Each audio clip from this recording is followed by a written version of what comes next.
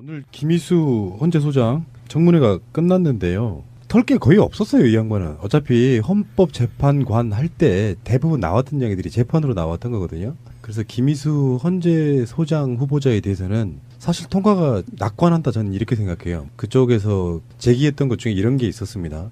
민주당 추천의 헌법재판관이다 보니까 뭐 소수 의견 낸 것들이 다 민주당 쪽 사람들의 의견을 받아들인 거다. 그래서 민주당에 충성하는 게 아니냐 뭐 이런 식으로 이야기를 했지만 전체 의견들 중에서 소수 의견 낸 게 10%도 안 된대요. 그리고 그것 때문에 이제 박주민 의원이 이제 그걸 쉴드 치는 그 질의를 했는데 정말 그건 제가 음성으로 다시 한번 들려드릴게요. 방송에 넣어드리고 화제가 됐던 건 그겁니다. 5.18 때 버스 운전했던 그 사형 선고했던 그분에 실제로 청문회장에서 만났어요. 그리고 서로 이렇게 악수하고 사죄하고 죄송하다고 그런 장면들은 역사적인 화해 이게 이루어지는 건데 진짜 중요한 문제는 그것을 트집 잡아서 흠집 내려는 사람들이 바로 전두환의 후예들이라는 게 저는 더 큰 문제라고 생각해요. 네. 그때 사형 선고를 내려줬으니 자기들의 권력에는 맞는 판결 아니었습니까? 말하자면 그런 거잖아요. 근데 거기에 대해서 그때 사형 선고를 내렸기 때문에 부적격이다라고 말하는 것 자체가 모순인 거지 않습니까? 그래서 진선미 의원이 어제 청문회 끝난 다음에 이렇게 말씀하셨어요. 5.18에 이렇게 많은 야당 의원들이 관심을 갖는 걸 보면 5.18 정신 헌법에 담는 거나 진상규명 과제 전폭적으로 지원해 줄 거라고 믿는다. 야, 역습을 했네. 어쨌든 좀 삶을 보면 전남대학교 출신이 77년도에 사법시험에 합격해서 3년 후에 군대를 가게 되는 거죠. 그러니까 80년대에 고통을 안고 군대를 갔었고 군대 가서 어떤 이 사건을 이제 판결한 모양이에요. 군법으로 했으니까. 1차 군법으로 했기 때문에 별 의미가 없었고 어쨌든 그때 당시에 군 법무관이었다면 독재 정권에 대항하기는 굉장히 어려운 그런 입장에서 이런 판결을 내렸고 그다음에 김희수 헌법재판관 소장 후보가 하는 말이 그 판결로 인해서 평생의 재판에 고뇌하게 됐다. 소회를 이제 말씀을 한 거에 참 눈물겹더라고요. 그리고 최근에 시간은 지났지만 어쨌든 그 당사자들과 청문회에서 만나서 악수를 하는 건 화합의 시대, 그다음에 상생의 시대, 그다음에 더 나아가 혁신과 계획의 시대에 맞는 행동이어서 참 눈물겨웠다. 37년간 이들을 누가 갈라놨는가? 바로 자유한국당 같은 폐륜 세력들이 화해하지 못하게 갈라놓은 곳이 아닌가라는 생각했을 때 새로운 시대가 오긴 왔다. 그 피해자가 자기 사형 선고를 내렸던 그분이 피해갈까 봐 이리 와서 화해하는 모습을 보여줬다는 것은 한국 사회에서는 보기 드문 멋진 모습이었다. 이렇게 보시면 돼요. 드라마 같더라고요. 맞아요. 예. 네.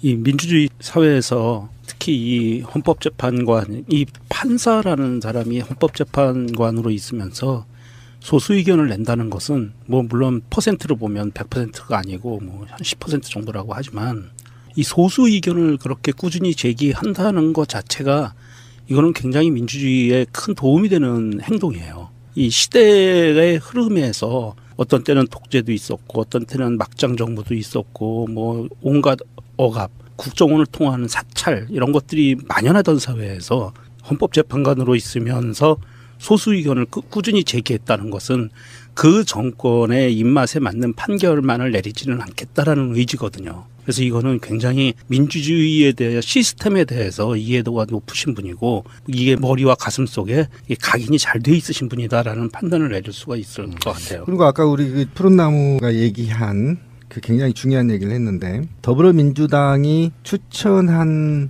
헌법재판관이라고 해서 당의 명령에 따를 거냐 또는 정당에 준하는 어떤 판결을 내린 거냐 그렇지 않았다는 게 분명히 밝혀졌고요. 그리고 저는 이 헌법재판관 임명부터가 문제가 있다라고 지적하고 싶어요. 왜 그러냐면 대통령이 임명하기 때문에 대통령의 눈치를 일부 볼 수가 있다라는 거예요.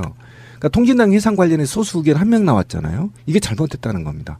적어도 2-3명 나왔어야 되는 게 정상이에요. 그런데 거기에 대해서 1명 나왔다는 이유만으로 헌법재판소 소장에 문제가 있다라든가 이렇다고 한다면 거의 뭐 군사 독재나 획일주의를 의미하는 거죠. 그렇잖아요. 민주주의라는 건 다양성을 의미하는 건데 재판관이 전체가 다 획일적으로 하면 북한과 다를 게 뭐 있죠? 저는 그렇게 판단을 해서 이건 뭐 꼬투리 잡기 위한 꼬투리인 것이고요. 만약에 통진당 해산이나 기타 소수 의견들이 없었다고 한다면 대한민국은 지금 대한민국이 아닐 수도 있어요. 굉장히 위험한 발상이고 이것이 바로 전체주의고 획일주의에 준한다. 당연히 더 나와야 된다. 소수 의견들이. 2-3명은 나와줘야 건강한 헌법재판소다. 이렇게 보시면 됩니다. 청문회에서 그런 얘기 나왔습니다. 통합진보당 해산에 소수 의견 낸 이유 중에 하나가 이석희 이 사람들이 통합진보당에 주도하는 세력도 아니었는데 그 이후로 해산시키는 것 자체가 말이 안 된다 이런 의견도 냈었고요. 아, 그럼요. 근데 오늘 최고의 스타는 아마 이채익 자유한국당 의원인 것 같습니다. 5.18 단체들 향해서 막 어용이라고 하고요. 평상시 어용을 많이 누려본 분들한테는 다 어용으로 보이는 거예요. 물론 제가 들었다는 어용 방송이긴 합니다. 우린 자발적인 것이고요. 그래서 5.18 단체 이런 분들을 증인으로 불렀는데 그 사람들 입장에서는 김희수 까주겠지. 이렇게 했는데 편들어져 버리는 거야.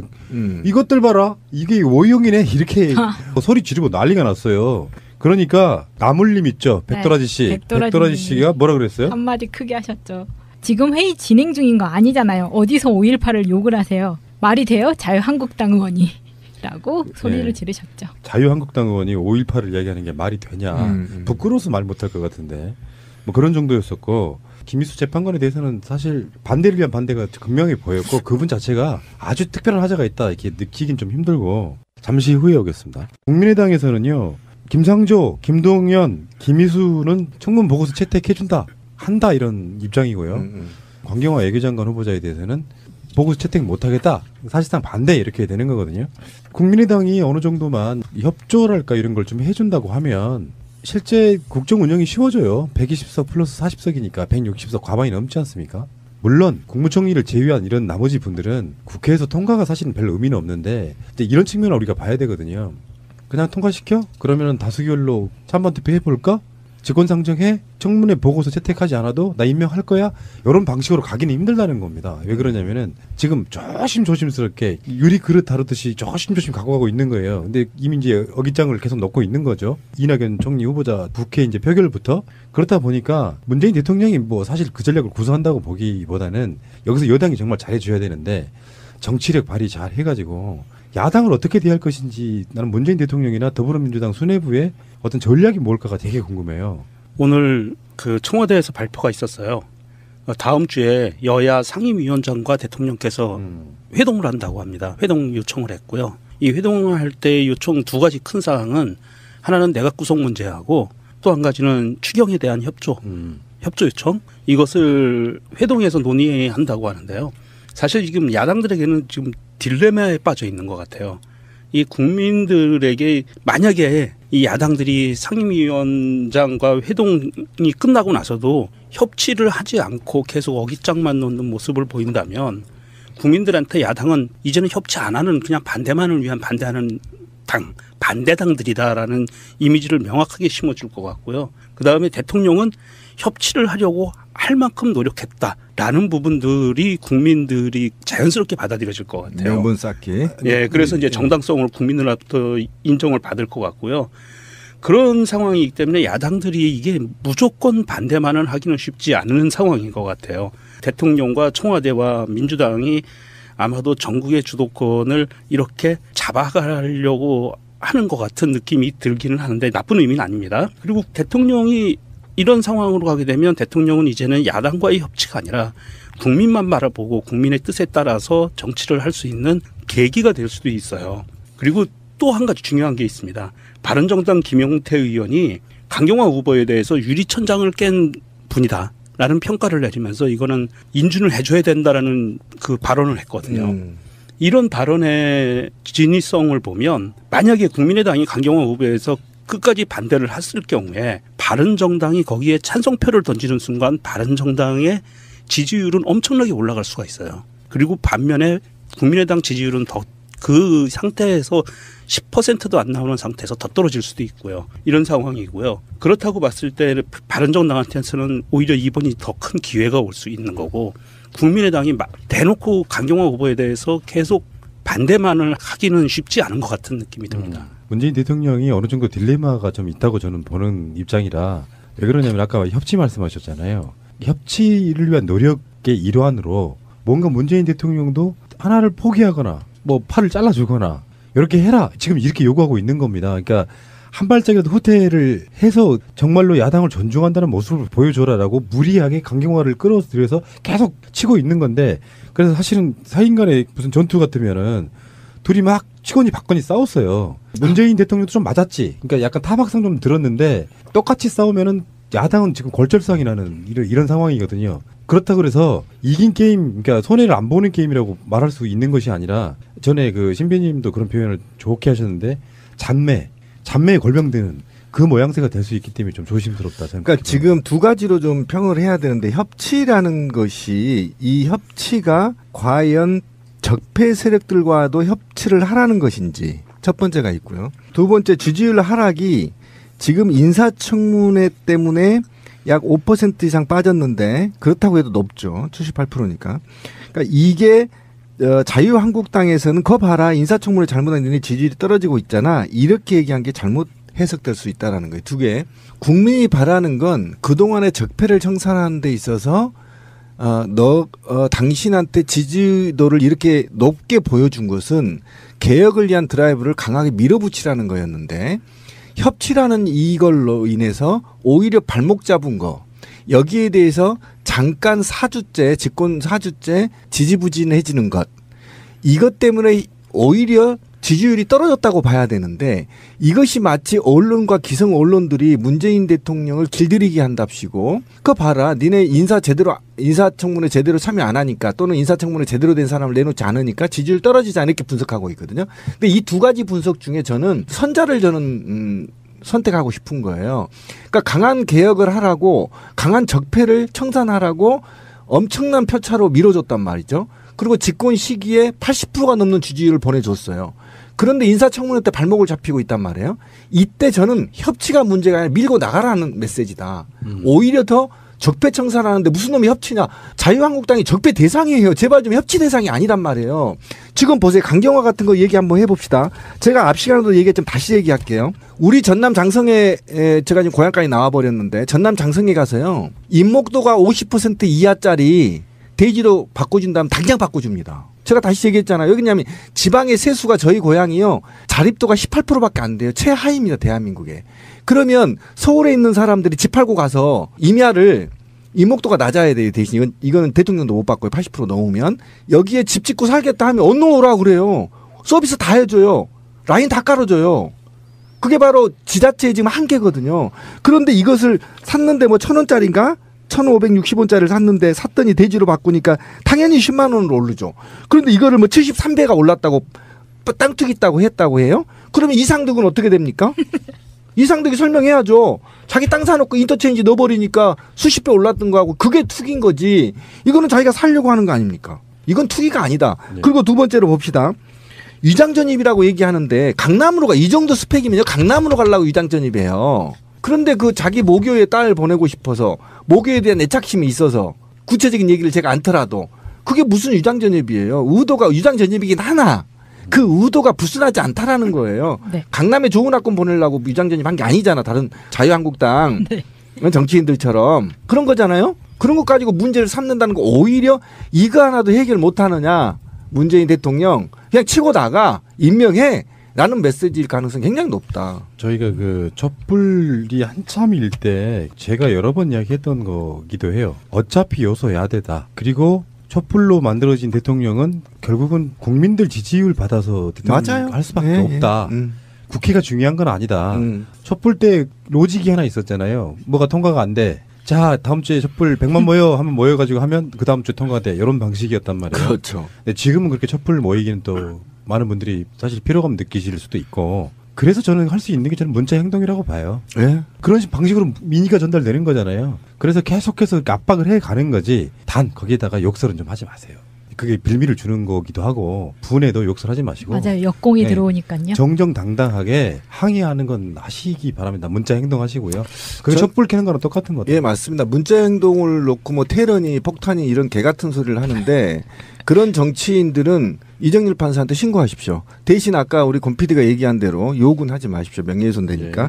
그러고 나서 이게 저는 직접 민주주의로 가는 과도기적 단계가 아닌가. 그렇겠다. 예, 그래서 이게 굉장히 신성한 겁니다. 문자로 자기 의사를 간접 민주주의인 대의 제도인 국회의원들한테 자기 의사를 직접 반영하게 만드는 것은 직접 민주주의 체제 또는 주권자가 주권을 회복하는 과정이다. 그래서 이거는 헌법적 가치인 것이고요. 굉장히 신성한 거기 때문에 제발 욕하지 말고 당당하게 떳떳하게 하십시오. 만약에 이것을 받아들이지 못한 정치인들은 앞으로 도태될 것을 저는 확신합니다. 그리고 지금 국민의당 홈페이지는 십자포화 맞았어요. 맞습니다. 네. 이런 식으로 네. 표현을 하면 되죠. 그러니까 촛불을 언제든지 켤 수 있다. 너희들 정신 차려라. 어차피 정치라는 게 상대방을 끌어내려야 자기가 올라갈 기회도 생기는 건데 그래서 흠집 내고 발목 잡기 하고 있는 거고 사실 강경화 후보자에 대해서는 저도 총평은 그래도 새누리당에서 제일 깨끗한 놈보다 더 깨끗해. 내가 봤을 땐 그래요. 그러니까 그럼 지들이 내라든가. 지들이 내면 되잖아. 그러니까 강경화 후보자는 보통 우리가 도시에 사는 보통 사람들 정도의 흠결 정도라고 봐요. 완벽한 사람은 아닌데 자기들이 말하기엔 좀 뻘쭘한 거고요. 아까 그 73배 땅값 오는 것도 신빈이 말씀하신 게 딱 그 결이거든요. 딱 그렇게 되는 거고요. 근데 그거를 지적하는 사람이 심지어 최경환이에요. 자기 고향에다가 막 그 경제부총리 할 때 돈 쏟아붓던 바로 그 인간들이 나와가지고 아까 말씀하신 것처럼 1560평 평당 이게 샀다가 나중에 11만 원도 올랐다. 이건 누가 봐도 투기래. 땅값 오른 다 투기야. 그냥 보면 투기지. 근데 이거는 대지로 바꾸면 다 이렇게 올라요. 저희 시골도 똑같아요. 그렇겠죠. 누가 네, 갖고 나서 땅의 가치를 올린 건지. 그리고 투기라는 게 그런 거잖아요. 다른 방송에도 말씀을 똑같이 드렸는데 투기는 필연적으로 유장 전입이랑 연결이 돼서 농지 같은 거 살 때는 특기 유장 전입이 필요해요. 네. 그러니까 유장 전입이 도시에서는 이제 약군 이런 것이 더 주고 그리고 농촌에 가면은 이제 농지 관련해 가지고 살지도 않으면서 살아야 그 땅을 살 수 있는 뭐 이게 그렇죠. 조건이 있잖아요. 네. 그러니까 이런 게 법적으로 뭐 아시는 분 다 아시는 얘기지만 농지를 바로 거기다 건물 못 짓잖아요. 못 짓죠. 그것이 이제 관련돼 있는 게 유장 전입이 관련된 그런 건데 강경화 후보자는 그렇고 후보자 남편도 그렇고 그냥 가서 살아요. 실제로 거주해. 자기가 직접 짓고. 그러니까 요거는 우리가 논란거리 자체가 안 됩니다. 그 사람들의 논리는 땅을 사가지고 땅값이 올랐으니까 투기다 이렇게 하고 있는 이거는 누가 봐도 말도 안 되는 거지 않습니까? 최경환이 구속될 놈이 말이야. 초이노믹스 기억나나요? 나라 망치고 지 고향에다 한 2천억 정도 발랐죠. 나쁜 놈의 시기.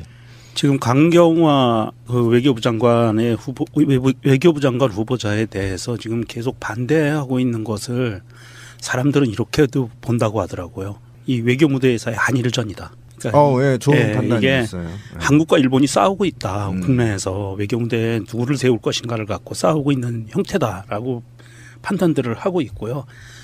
사실 저는 강경화 이 분을 보면서 참 많은 것을 느꼈어요. 그러니까 이게 아마 다른 분들도 느꼈을 테지만 사실 이 사람이 뭐 입지전적이니 뭐 어쩌는 이런 게 중요한 게 아니고 과연 대한민국이라는 나라가 조선시대를 다 통틀어서 이만큼 외교 무대에서 역량을 가질 수 있는 사람 그리고 인적 네트워크를 가진 사람을 과연 몇 명이나 키워봤는가. 이 강경화라는 사람은 대한민국이 키운 외교 무대의 인재 중에서 손가락 안에 드는 사람이에요. 유엔에서 오랫동안 사무총장 3명을 겪은 전문가고 인권운동가고 이런 사람. 그 최근에 그런 비슷한 사람이 한 명 있었죠. 반기문 씨라고. 사실은 대한민국에서 이렇게 전 세계를 대상으로 유엔이라는 큰 그 조직 안에서 전문가를 키운 거는 반기문과 강경화 이 두 분밖에 없어요. 아직은. 지금도 많은 분들이 그 안에서 일을 하고 있지만 그렇다면 이 강경화라는 사람은 대한민국이 키워낸 인재인데 이 인재를 단지 여자라는 이유만으로 또 하나 단지 서울대 출신이 아니고 외무고시 출신이 아니라는 이유만으로 이렇게 반대를 한다는 것은 이거는 정말 국익에 굉장히 반하는 행동인 거예요. 그러니까 한일전이란 말이 굉장히 이제 정확한 말인데 강경화 외교부 장관 후보가 위안부 할머니 관련해서 등의 재검토 얘기가 있었고 일본의 친일 2, 3세대들의 정치인들이 일본의 극우 세력들의 사주를 받아서 강경화 후보를 굉장히 디스할 수도 있다. 이런 견해 굉장히 좋은 견해입니다. 왜 그러냐면 일부의 자기 조상들이 일본과 뜻을 같이 하고 일본 밑에서 먹고 살았다고 해서 굉장히 일본과 우호적인 이런 스탠스를 취하는 정치인들이 꽤 있어요. 저는 그것을 일본과 학술, 극우 세력들과 학술 교류 또는 연구비 지원 등을 통해서 룰라이트가 만들어진 것처럼 그들에게는 반드시 있다. 무엇인가 이것과 말한 대로 비예무고시 출신이라고 해서 또 외교부의 친 세력들의 외교부들이 로비를 통해서 자유한국당 로비를 통해서 굉장히 강경화를 디스하고 있다. 이런 측면은 굉장히 깊게 들어가서 들여다봐야 될 굉장히 중요한 팩트인 것 같아요. 오늘 한 가지 뉴스가 나온 게 뭐냐면 외교부 직원들이요 성명서를 냈어요. 강경화 후보자만큼 적합한 외교부 장관 후보자가 없다. 그러니까 이 외교부에 있는 그 공무원 노조 외교부 지부에 있는 분들이 성명서까지 발표할 정도였어요. 그러니까 이 야당들이 이것을 대놓고 그렇게 반대만 하기는 쉽지 않은 것 같다. 그리고 반대해서 안 된다. 이런 인재를 그냥 다시 또 우리가 외교부 장관으로 임명하지 않으면 이분이 어디를 갈 것 같아요. 다른 나라로 갈 거 아니에요. 유엔으로 다시 가든지 여러 가지 방법이 있겠지만 그 이런 소중한 인재를 우리가 이런 또 그분이 갖고 있는 네트워크 외교 무대에서의 인적 네트워크를 우리가 전혀 사용하지 못한다.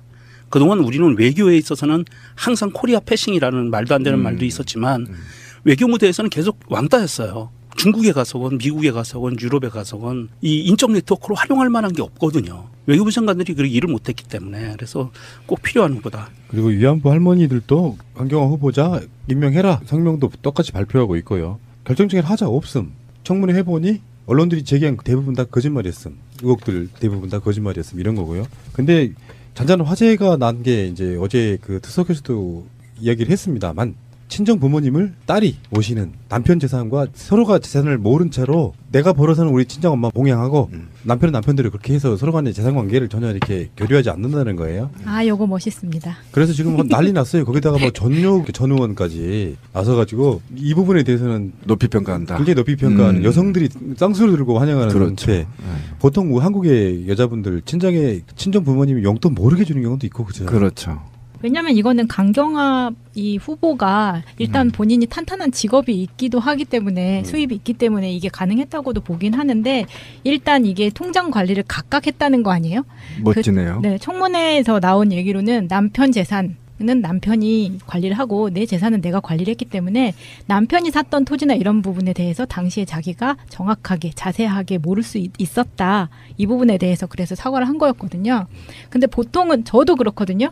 저도 통장 안 섞었었어요. 근데 보통은 이분은 근데 유엔 가기 전부터 이렇게 하신 것 같은데 지금은 또 많이 이렇게들 살고 계시지 않나? 아니, 나도 그러고 싶다 진짜. 용돈 받으면 꽝이야 씨. 그러니까 이런 경우는 내 인생 완전히 꼬였어. 남편도 경제력이 있어야 됩니다. 그럼. 그래서 서로가 이렇게 그러니까 사실 그게 맞잖아요. 엄밀히 따지면은 뭐 직장이 없는 주부들이야 좀 경우가 좀 다르겠지만 남편이 이해해주고 사이가 나빠서가 아니라 금전적으로 딸밖에 없는 집안에서 큰딸이라고 하는데 이분이 경제력이 있어요. 유엔 같은 데 가서 이제 연봉 보면 많이 받을 거 아니에요. 얼마나 그렇죠, 받을지 많이 모르지만 받죠. 그럴 때 그 돈을 다 시댁 남편한테만 주고 그렇게는 안 사는 거 아니에요. 그러다 보면 나중에 불편해질 수 있으니까 경제에 대해서는 서로가 이렇게 생활에 있어서 더치페이 같은 거죠. 네. 아니 근데 그게 제 친구 공무원 부부도 그렇게 해요.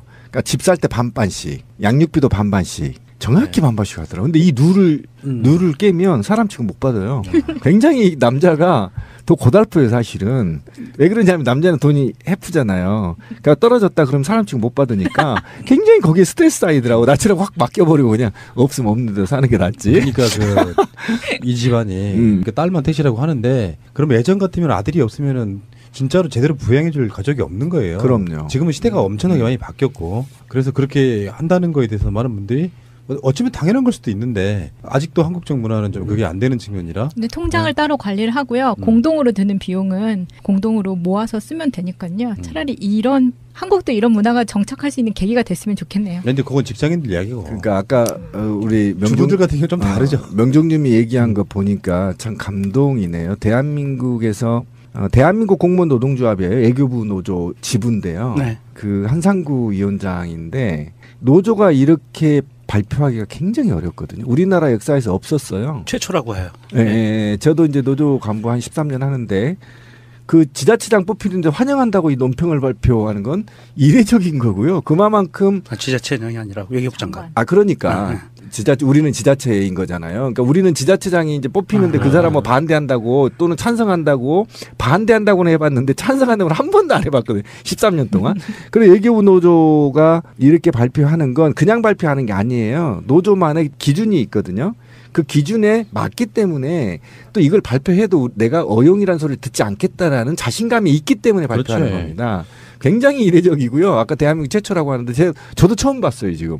그냥 우리가 보통은 KBS 사장 반대한다 막 이렇게 성명 쓰고 우리 공무원 노조 같은 경우 무슨 장관 반대한다 이렇게 쓰거든요. 과거에 그랬어요. 근데 이렇게 공무원 노조에서 환영한다는 성명을 낸다는 건 굉장히 이례적이고요. 외교부에도 공무노조가 있어요? 대한민국은 보통 이제 전체가 36만 명 정도 돼요. 몇 급 이하만 가능하죠. 예, 5급 이하만 가능하죠. 근데 어차피 불법이잖아. 아니 우리만 불법이고 여기는 그러니까. 다 공식이죠. 노조라면서요. 노조인데 공무원 노조를 허용이 됐어요. 전공노만 허용이 안 된 거야. 공무원 노조는 그렇구나. 네. 전공노만 이 설립증을 뺏어가고요. 나머지는 99개 노조는 다 설립증이 있어요. 저런 불법스러운 사람들 같은. 불법이 아닙니다. 법의 노조.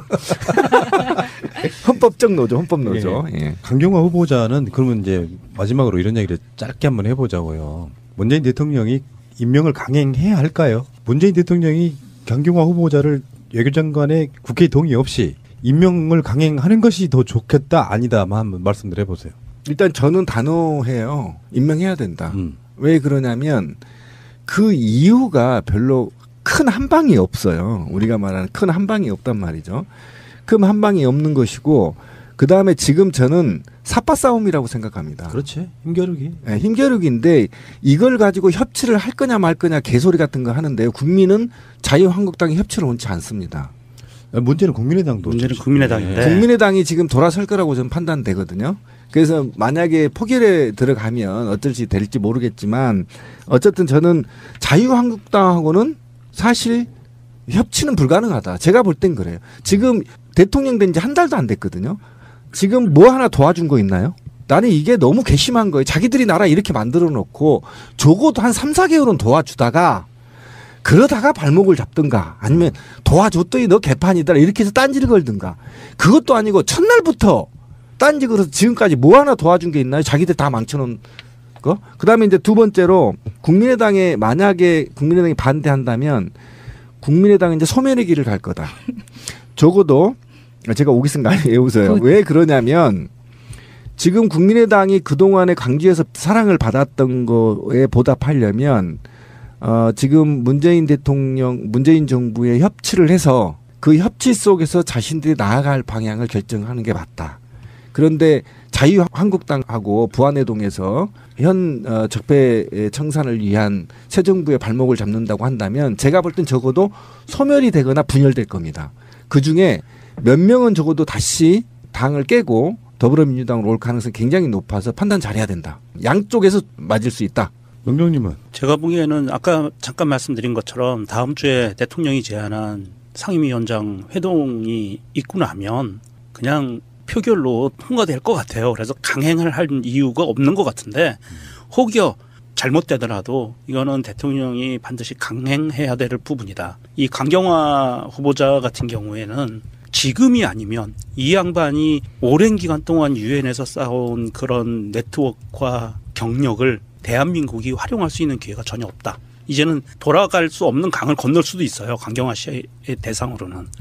그래서 이번에는 이분을 우리가 반기문 씨는 좀 이상한 행동과 마인드 때문에 우리가 내쳤지만 뭐 우리가 내쳤다기보다는 본인 스스로 다시 나갔지만 이 강경화 씨 같은 경우에는 반드시 대한민국 외교부 라인에서 대한민국의 외교를 책임질 수 있는 그런 인재로 우리가 계속 좀 부려먹어야 된다. 이런 생각입니다. 그럼 마차님은? 저는 한 발 물러서면 좀 실망할 것 같아요. 그래서 저희는 오히려? 네, 강한 대통령을 원하고 그리고 언론의 역공이 생기면 새날이 열일하면 된다고 생각합니다. 오, 한 방에 끝나네 뭐. 역시 젊어요. 지금 그 깔끔해요. 자유한국당이 이제 김상조 후보자 부인은 고발하겠다고 하고요.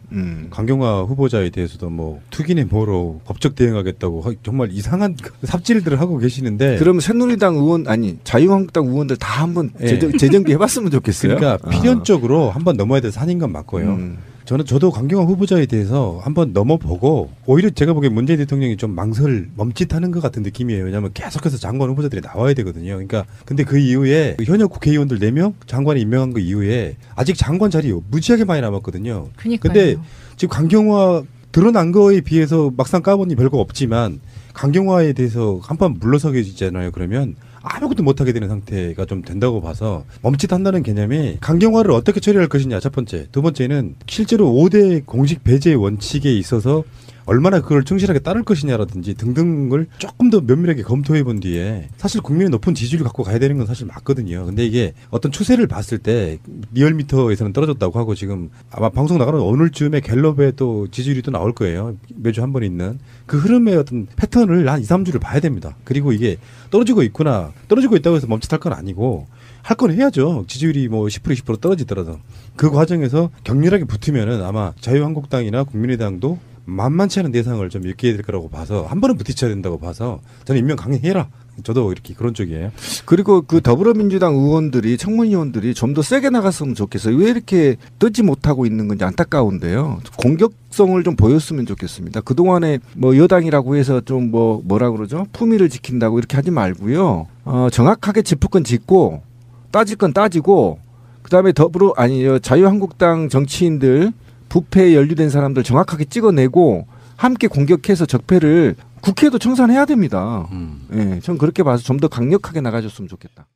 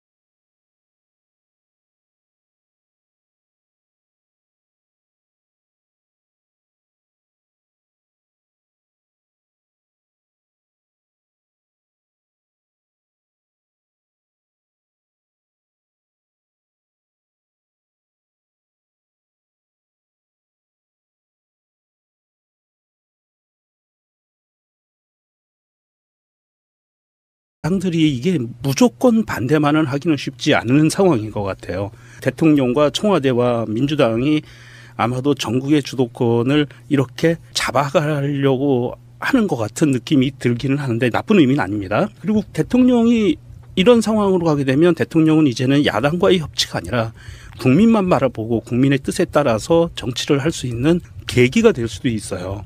그리고 또 한 가지 중요한 게 있습니다. 바른정당 김용태 의원이 강경화 후보에 대해서 유리천장을 깬 분이다라는 평가를 내리면서 이거는 인준을 해줘야 된다라는 그 발언을 했거든요.